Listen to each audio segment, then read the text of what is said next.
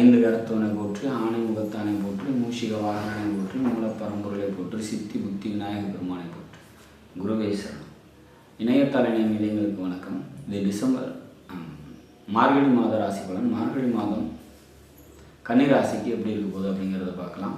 அதுக்கு முன்னாடி மார்கழி மாதத்தில் வரக்கூடிய முக்கிய விசேஷ தினங்கள் என்ன அப்படின்னா, மார்கழி 1 டிசம்பர் 17ஆம் தேதி வருது.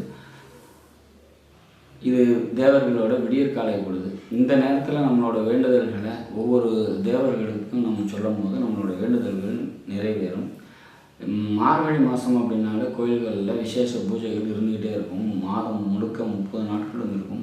இதில் முக்கிய விசேஷ தினங்கள் அப்படின்னா, டிசம்பர் 23 ஸ்ரீ வைகுண்ட ஏகாதசி. அன்றைய தினம் விரதம் இருந்து பெருமாள் வழிபாடு மேற்கொண்டு பரமபத வாசல் அடைந்து நம்ம முன்னோர்களை நினச்சி வழிபாடு செஞ்சோம் அப்படின்னா அவங்களோட ஆசீர்வாதம் நமக்கு கிடைக்கும். டிசம்பர் 27ஆம் தேதி ஆருத்ர தரிசனம். அன்றைய தினம் விரதம் இருந்து பெருமாள் சிவன் வழிபாடு மேற்கொள்ளும் போது சகலவித ஐஸ்வர்யங்களும் பெருகும். ஜனவரி 11 ஹனுமன் ஜெயந்தி. அன்றைய தினம் விரதம் இருந்து ஹனுமன் ஜெயந்தி அன்னைக்கு ஹனுமான வழிபாடு செஞ்சால் சகலவித தடைகளும் நீங்கி முன்னேற்றம் ஏற்படும், வெற்றிகள் குவியும். ஜனவரி 14ஆம் தேதி போகி பண்டிகை.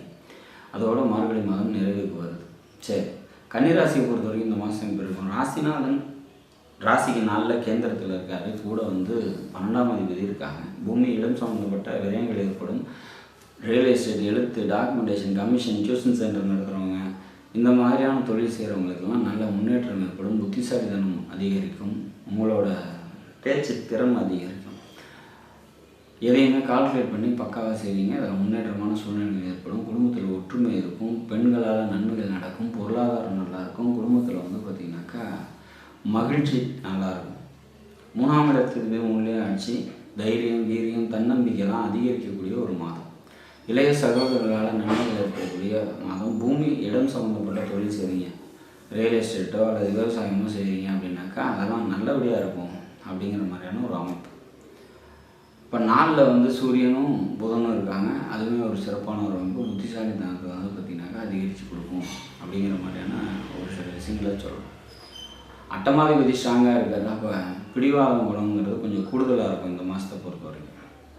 பாக்கியாதிபதி ஸ்ட்ராங்காக இருக்கிறதுனால மனதில் எழக்கூடிய ஆசைகள்லாம் நிறைவேறும். தொலைதூர பயணம் போகணும்னு நினைக்கிறவங்களுக்கு அதெல்லாம் கைகூடி வர்றதுக்கான வாய்ப்புகள் உண்டு. 10ஆம் அதிபதி வக்கரத்தில் இருக்கிறதுனால தொழில் செஞ்சிட்ருக்கவங்களுக்கு, சொந்த தொழில் செஞ்சிட்ருக்கவங்களுக்கு முன்னேற்றம் சற்று தாமதமாக கிடைக்கும் அப்படிங்கிற மாதிரியான ஒரு அமைப்பு. மொத்தத்தில் இந்த மாதத்தை பொறுத்த வரைக்கும் புதன் ராசிநாதன் அவர் கேந்திரத்தில் இருக்கிறது சிறப்பு. 2ஆம் அதிபதி 2லே ஆட்சியில் இருக்கிறது சிறப்பு. 3ஆம் வீட்டு அதிபதி கர்ணபூஷண பலன் பெற்று 3ஆம் வீட்டிலே ஆட்சியாக இருக்கிறது சிறப்பு. அப்போ இந்த மாதத்தை பொறுத்த வரைக்கும் வரக்கூடிய எந்த சூழ்நிலையும் சமாளிக்கும் சக்தி, மாற்றலும், திறமையும் உங்களுக்கு நிச்சயமாக இருக்கும். அதனால் உங்களுக்கு கன்னிராசியை பொறுத்த வரைக்கும் இந்த மாதம் ஒரு அற்புதமான மாதம் அப்படிங்கிறத சொல்லலாம்.